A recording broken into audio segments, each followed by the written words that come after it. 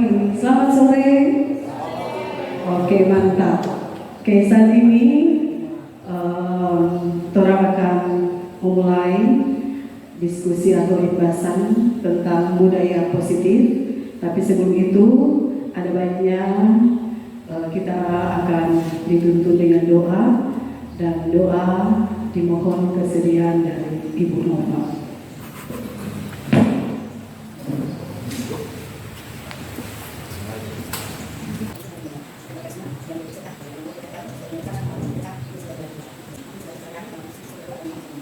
Diskusi saat ini, keluar minta izin, boleh keluar sebelum selesai. Sepakat? Sepakat. Cuma kok berapa lama? Kemudian bisa menggunakan handphone. Iya, handphone ketika mencari kan. Jika diizinkan, ya. Ada lagi? Buang sampah pada tempatnya. Oke. Ada 4 kesepakatan, yaitu menghormati orang yang sedang berbicara, izin saat akan keluar ruangan, tidak bisa keluar sebelum materi selesai, menggunakan HP saat diizinkan, buang sampah pada tempatnya. Oke. Next. Budaya positif, di sini ada hal-hal positif yang dapat berkontribusi pada keberhasilan. Untuk mewujudkan budaya positif, perlu untuk memahami dan menerapkan disiplin positif dan nilai-nilai kebajikan universal. Kedua, motivasi perilaku manusia, hukuman dan penghargaan. Keyakinan kelas, kebutuhan dasar manusia, posisi kontrol, dan segitiga restitusi. Ini akan kita pelajari sebentar. Next, apa yang ada dalam pemikiran Bapak Ibu guru tentang disiplin? Apa itu disiplin? Disiplin adalah tidak terlambat. Oke. Datang tepat waktu, bentuk disiplin. Datang tepat waktu. Ada lagi? Kalau boleh juga kalau mau dilengkapi pengertiannya, kemudian memberikan contoh tentang disiplin. Itu kan tindakan atau kegiatan yang dilakukan berdasarkan standar norma yang norma yang berlaku. Jadi kan norma itu kan kesepakatan bersama, ditentukan waktu jam 8, tapi semua mesti sebelum itu. Ya. Jadi tepat waktu, datang tepat waktu itu masuk dalam bagian dari disiplin. Ada lagi?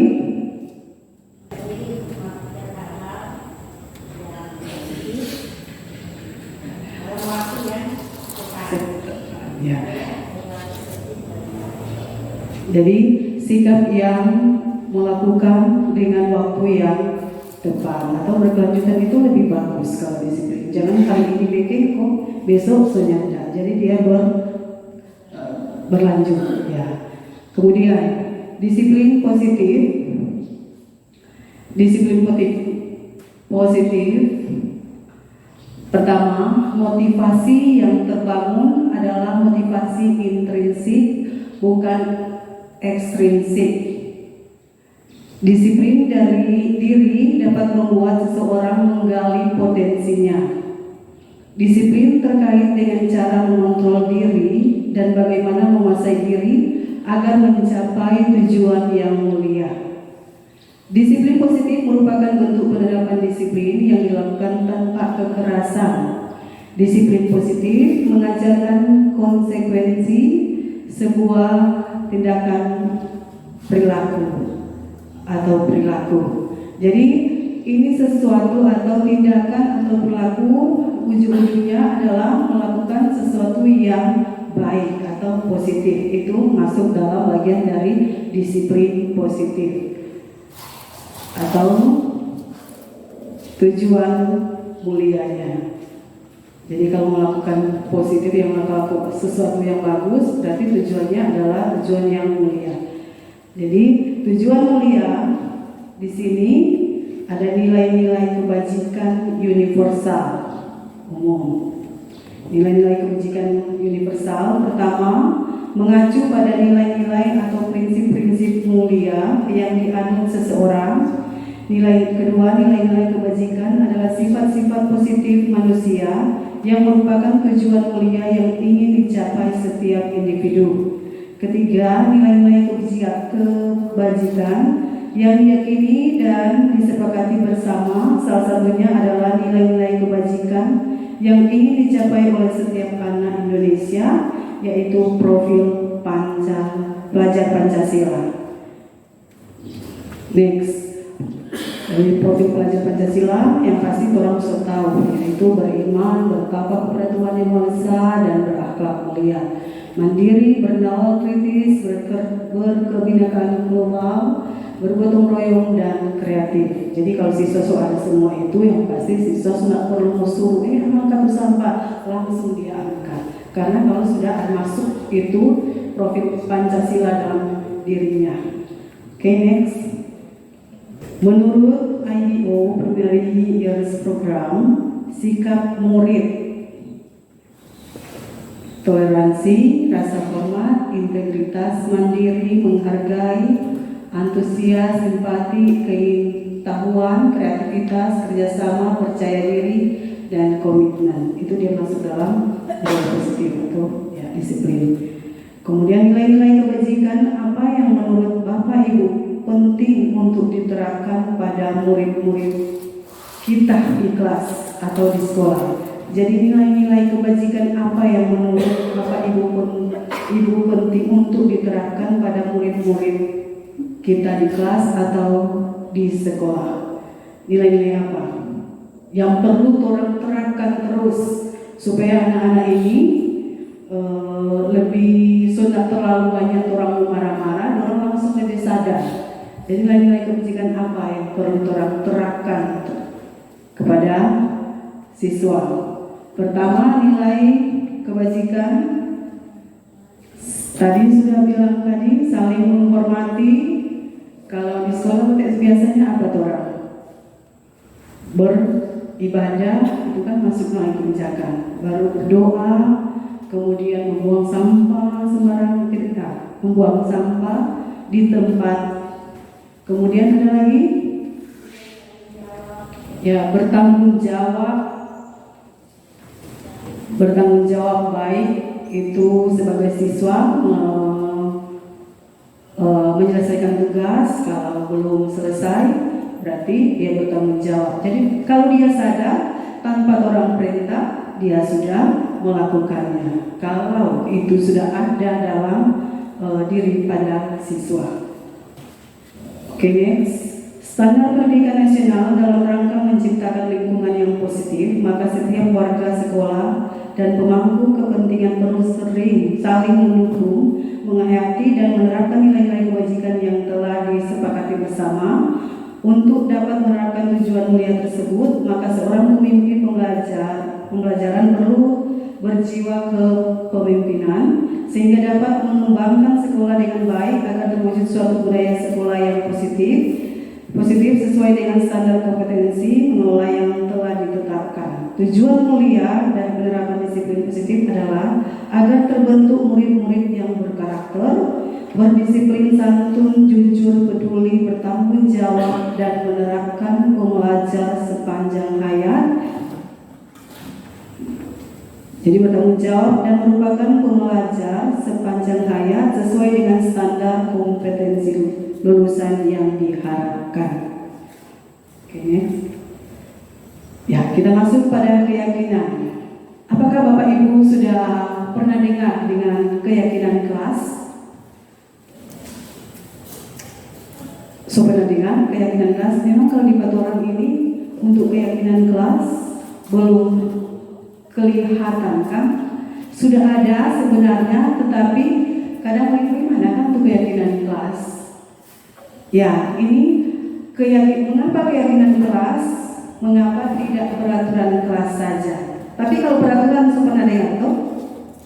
Sudah toh? Kalau peraturan yang pasti ada yang orang jaga lihat itu, baik dari pusat sampai di sekolah sini ada peraturan sekolah. Misalnya tidak boleh terlambat.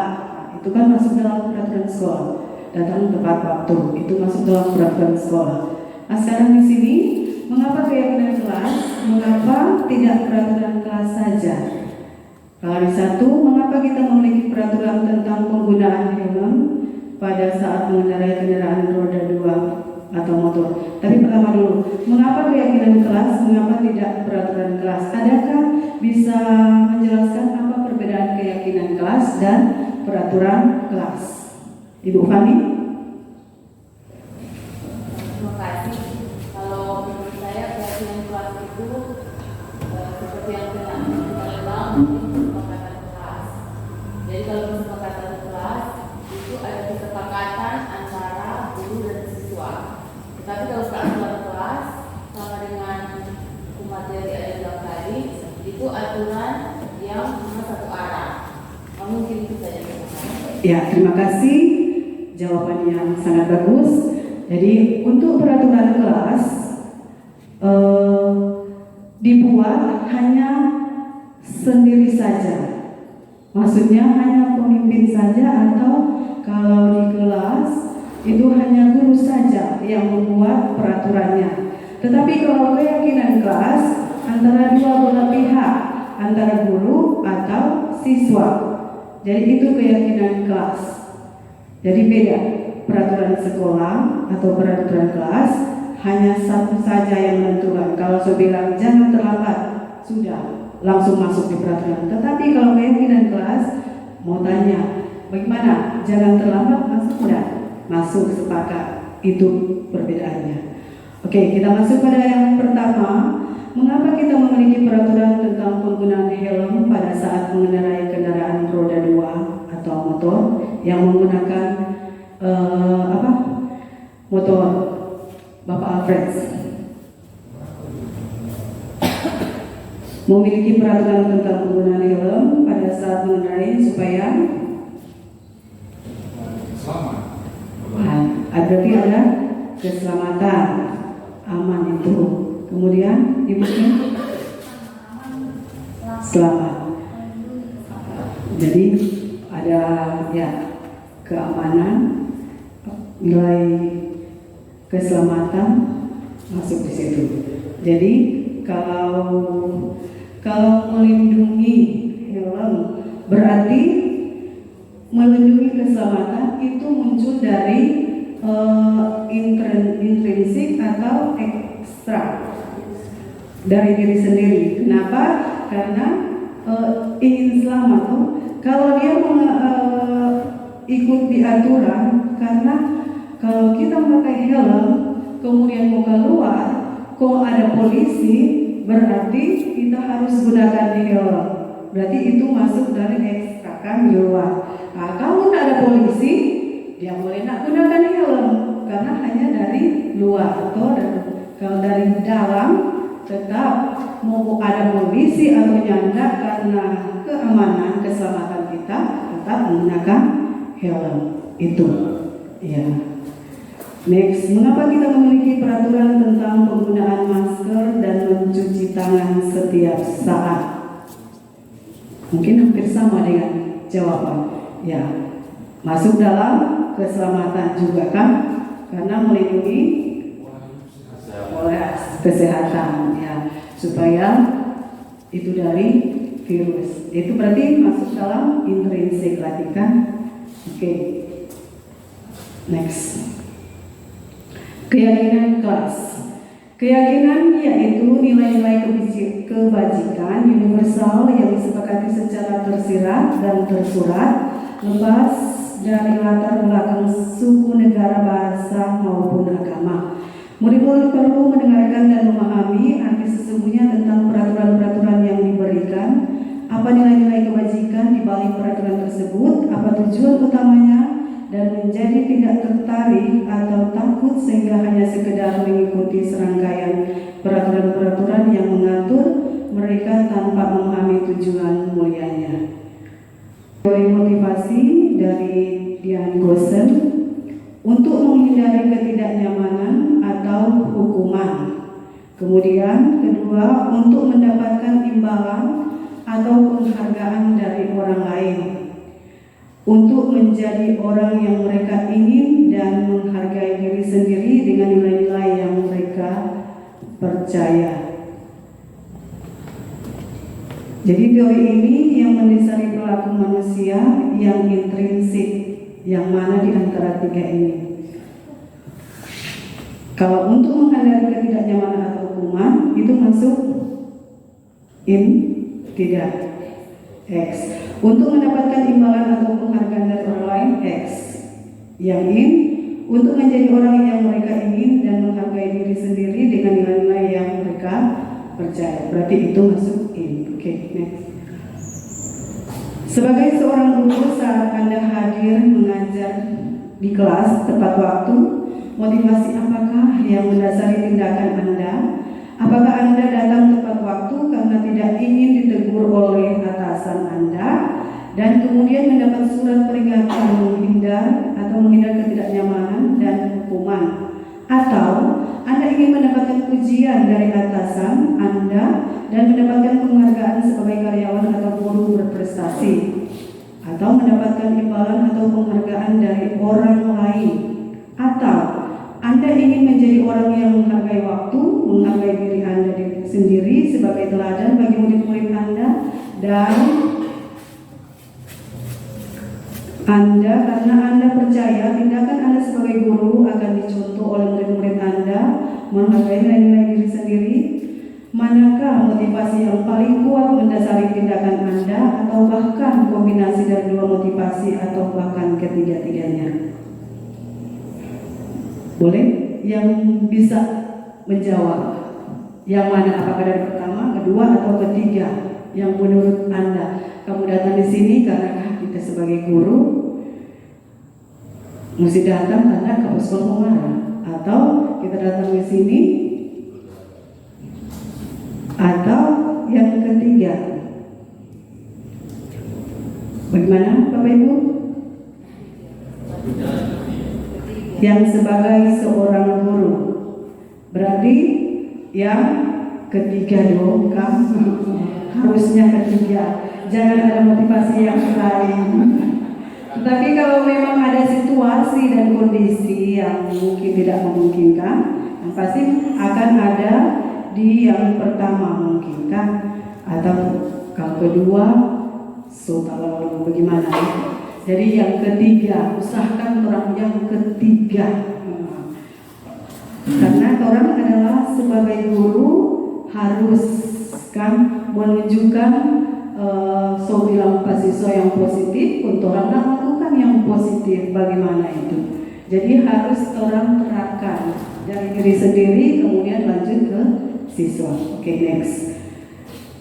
Saat ini kita masuk pada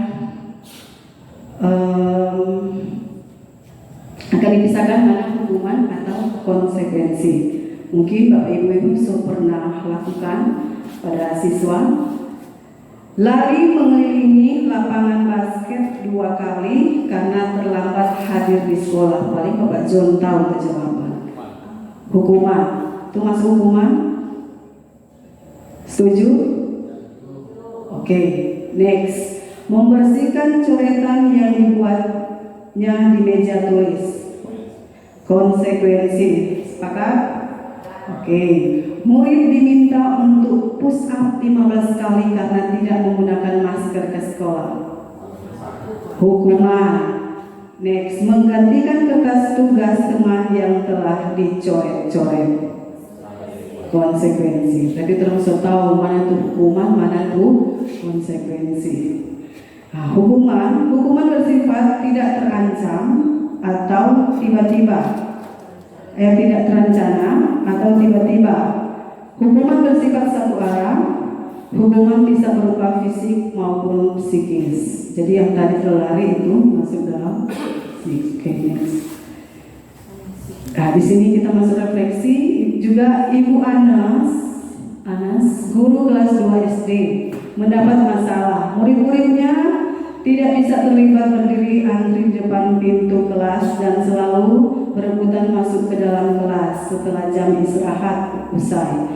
Ini tentunya sangat mengganggu proses pengajaran di mana kelas tidak dapat mulai tepat waktu karena Ibu Anes sibuk menenangkan murid-muridnya untuk waktu cukup lama.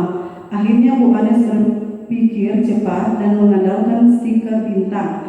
Setiap murid-muridnya akan masuk kelas, usai jam istirahat, Bu Anes akan mengiming-iming murid-muridnya dengan stiker bintang. Siapa yang dapat berdiri lurus dan berbaris rapi antri di depan pintu dapat bintang dari Ibu Anes. Sebagian besar murid-muridnya menyambut tantangan tersebut dan langsung berdiri rapi di depan pintu agar mendapatkan stiker bintang.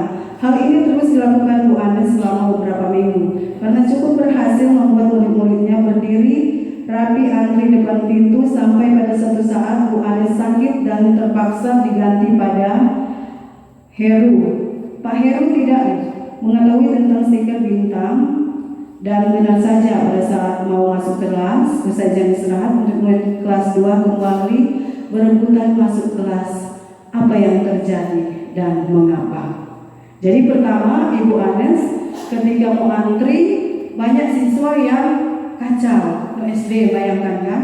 Nah, dia ambil teknik yaitu memberikan bintang kalau siswa rapi mengantri, tidak ribut. Jadi kalau siswa mengantri dengan tidak ribut dapat bintang. Nah, ketika Ibu Anes tidak sekolah diganti dengan guru lain, nah, guru ini tidak tahu teknik dari Ibu Anes. Akhirnya kembali ulang semula. Nah, sekarang pertanyaan di sini, apa yang terjadi? Mengapa? Boleh? Ada yang boleh mau kasih berikan jawaban?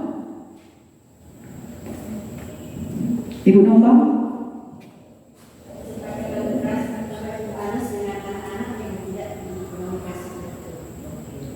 Jadi satu, kesepakatan kelas yang tidak dikomunikasikan. Yang tadi kasih apa?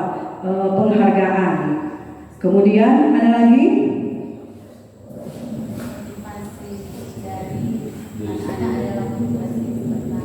Jadi motivasi dari anak-anak hanya dari luar saja, eksternal.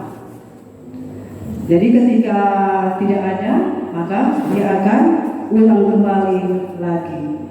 Jadi ada baiknya motivasi itu harus intrinsik. Jadi kalau misalnya kalau strategi yang tadi memang belum benar.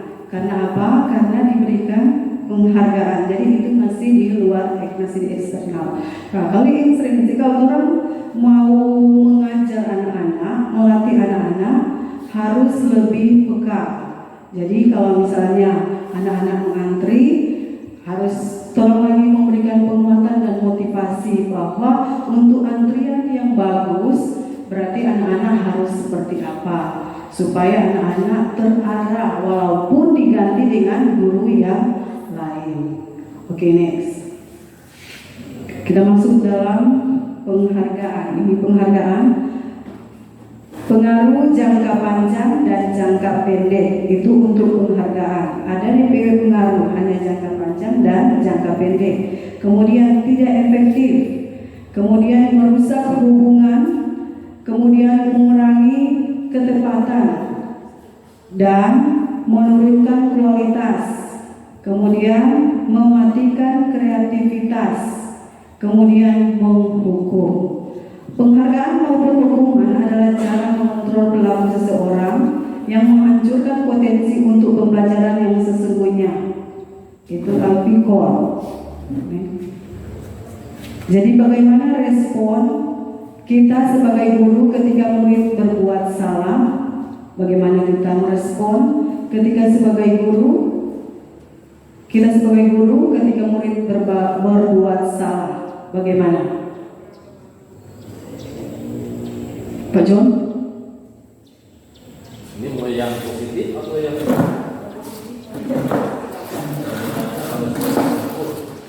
Jadi pertama menegur. Yang pasti kalau salah tetap menegur kan, kalau salah. Ada yang lain? Ada guru yang langsung memberikan hukuman, ya, karena dia berbuat salah. Oke. Jadi merespon itu menegur dan menghukum. Oke, kita masuk pada bagian restitusi. Restitusi adalah proses menciptakan kondisi bagi murid untuk memperbaiki kesalahan mereka sehingga mereka bisa kembali pada kelompok mereka dengan karakter yang lebih kuat. Atau yang Gosen 2004, restitusi juga adalah proses kolaboratif yang mengajarkan murid untuk mencari solusi untuk masalah dan membantu murid berpikir tentang orang seperti apa yang mereka inginkan dan bagaimana mereka harus memperlakukan orang lain. Restitusi bukan untuk menebus kesalahan, namun untuk belajar dari kesalahan. Restitusi memperbaiki hubungan. Ketiga, restitusi adalah tawaran bukan paksaan. Restitusi menuntun untuk melihat ke dalam diri. Restitusi mencari kebutuhan dasar yang mendasari tindakan. Restitusi diri adalah cara yang paling baik. Restitusi fokus pada karakter bukan tindakan. Restitusi menguatkan. Restitusi fokus pada solusi. Restitusi mengembalikan murid yang berbuat salah pada kelompoknya. Kebutuhan dasar manusia. Di sini ada 5 kebutuhan dasar manusia. Yang pertama adalah kebutuhan bertahan hidup, kasih sayang dan rasa diterima, penguasaan atau kebutuhan pengakuan atas kemampuan, kebebasan, kesenangan, atau kebutuhan untuk merasa senang. Nah, di sini kita masuk pada refleksi. Ibu Ambar, guru wali kelas 2A dan di SD Pelita Hati, sedang bingung menghadapi ulah salah satu murid di kelasnya, Doni. Beberapa anak di kelas 2A telah datang padanya dan mengeluh Doni yang sering kali meminta bekal makan siang mereka dengan paksa. Jika Anda menghadapi situasi seperti Ibu Ambar, apa yang akan Anda lakukan? Menurut Anda, kira-kira apa alasan Doni melakukan hal ini? Jadi dia masuk dalam kebutuhan apa? Ini Doni. Kenapa dia buat kesalahan ini? Coba tadi contoh yang dia masuk di kebutuhan. Ya, bertahan hidup. Lapar tuh. Ada lagi? Mungkin dia cuma mencari kesenangan. Ya, mencari kesenangan boleh masuk. Karena biasa kan dia ada alasannya. Kemudian ada lagi? Penguasaan. Ya, penguasaan. Dia masuk kemudian pengakuan atas kemampuan. Dan juga mungkin kasih sayang itu kan lagi masuk. Jadi kebutuhan dasar kasih sayang. Oke. Next. Jadi kita masuk pada posisi kontrol. 5 posisi kontrol menurut Dian Gosen. Pertama, penghukum. Kedua, membuat merasa bersalah. Ketiga, teman. Keempat, pemantau. Dan kelima, manajer. Kalau seorang guru dalam atau masuk dalam penghukum, biasanya orang ini pasti sebelumnya itu penghukum pada siswa, apalagi dia terlambat nak bikin tugas, orang selalu ada di bagian itu. Nah, kalau kita lihat, kalau penghukum, guru berbuat menghardik, menunjuk-nunjuk, menyakiti, menyindir, itu masuk dalam penghukum. Kemudian guru berkata, kalimatnya adalah, kalau kamu tidak melakukannya, saya akan bla bla bla. Itu masuk kalimat penghukum. Dan hasilnya memberontak. Jadi siswa ini memberontak, pendendam, menyalahkan orang lain. Itu hasil dari seorang guru penghukum. Jadi hasil siswanya, ia menjadi pemberontak, pendendam, menyalahkan orang lain. Kalau dia masuk dalam guru pembuat orang merasa bersalah, berceramah, menunjukkan kekecewaan mendalam. Kalimat contohnya, kamu sudah mengecewakan Bapak Ibu guru, atau kamu ini subeding kecewa pada Pak Ibu guru. Nah, itu kalimatnya. Kemudian hasilnya siswa menyembunyikan, menyangkal, dan berbohong. Itu dari pembuat orang merasa bersalah ketika guru berada di posisi itu. Kemudian masuk ketika guru berada di posisi teman. Kalimatnya membuat alasan-alasan untuk murid-muridnya. Kalimatnya lakukan untuk bapak atau ibu yang sudah nanti bapak ibu bantu bereskan. Itu masuk dalam kalimat teman. Hasilnya ketergantungan. Jadi kalau siswa nak lakukan ini, hasilnya guru tergantung atau mungkin ada sesuatu lagi yang mengganjal. Next, kalau pemantau, kalau guru dalam posisi pemantau, menghitung dan mengukur. Kalimatnya, apa peraturannya, apa konsekuensinya atau sanksinya, apa yang telah kamu lakukan, apa yang terjadi sekarang. Itu kalimat dalam pemantau, guru pemantau. Hasilnya adalah siswa menyesuaikan bila diawasi. Jadi dia tinggal menyesuaikan kalau diawasi, kalau tidak sudah. Itu hasilnya. Oke, masuk dalam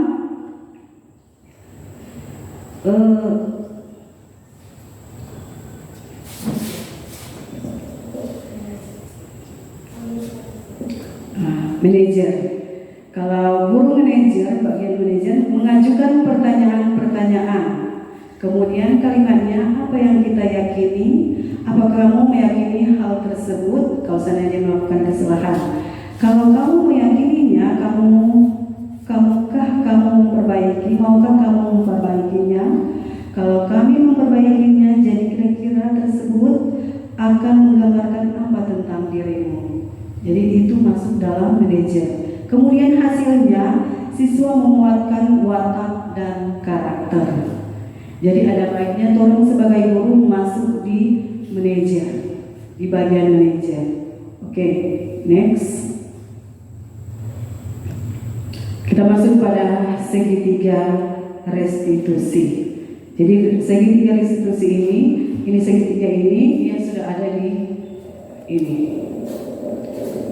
3 sisi segitiga restitusi, yaitu menstabilkan identitas, validasi tindakan yang salah, menanyakan keyakinan. Jadi ketika ada siswa membuat kesalahan, misalnya dia bolos atau dia datang di sekolah kemudian terlambat, kan biasanya kalau juga terlambat, kalau orang kan apalagi sesuai jam 8 kan saya pulang.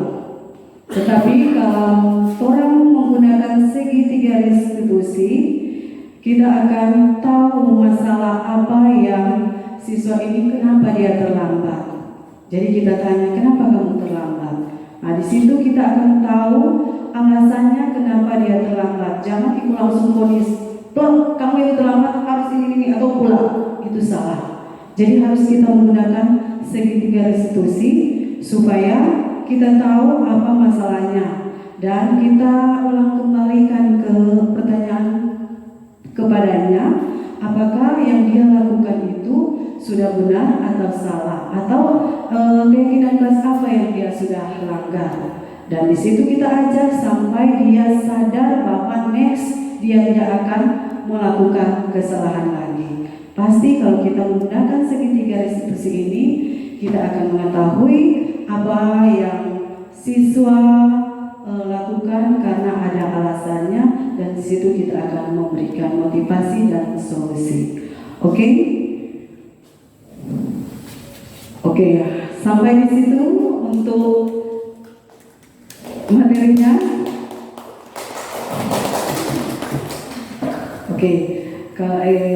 Diskusi kita sudah sampai di sini. Untuk pertanyaan mungkin ada, kalau tidak akan ditutup.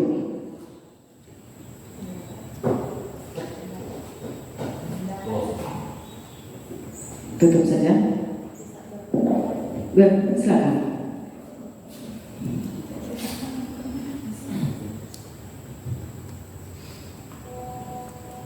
Kalau tidak, akan ditutup.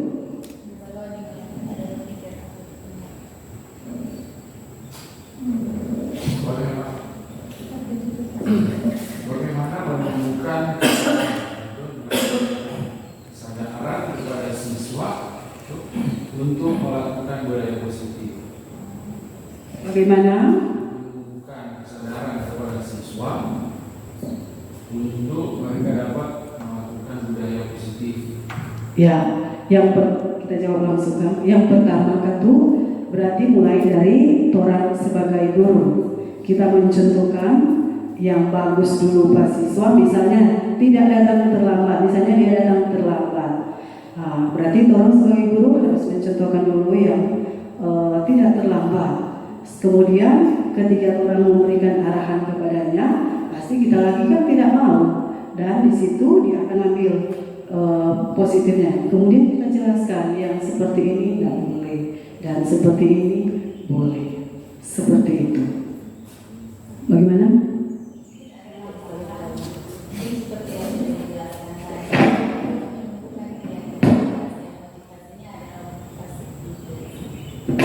Ya, benar sekali. Jadi ditambah lagi kalau kita sudah buat keyakinan kelas di kelas, pasti anak-anak tidak akan melakukannya. Kita kembali, apa keyakinan kelas yang kita sudah sepakati bersama? Memang di sekolah sini sebenarnya ada, tetapi belum diaksinyatakan. Jadi kan orang buat sebenarnya di dalam kelas itu sudah ada keyakinan kelas. Jadi ketika siswa membuat kesalahan, kita kembali tidak masuk pada restitusi. Kita tanya, kenapa kamu buat seperti ini? Dia pasti akan sadar ketika bahwa dia tahu bahwa dia salah. Dan next, pasti dia tidak akan melakukan. Kalau toh dia belum berubah, kita ulang-ulang. Buat seperti restitusi. Karena belum sampai kapan? Sampai sedang Tuhan Yesus berapa kali dia bilang, kalau mau memaafkan atau mengampuni, tidak ada DP jangka itu, no? Jadi begitu juga orang sebagai guru. Oke, ada lagi? Kalau sudah tidak ada, kita akan tutup dan doa dulu diminta kesediaan dari Ibu Guru Agama yang terkasih Ibu Vincel Pomanto, sarjana teologi.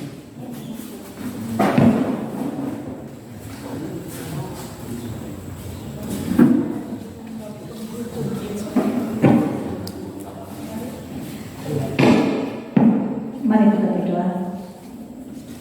Kami mengucap syukur kepada Tuhan oleh karena di siang hari ini kami boleh lagi mengikuti kegiatan di saat ini yang langsung dibawakan oleh teman guru kami, Ibu Gestin.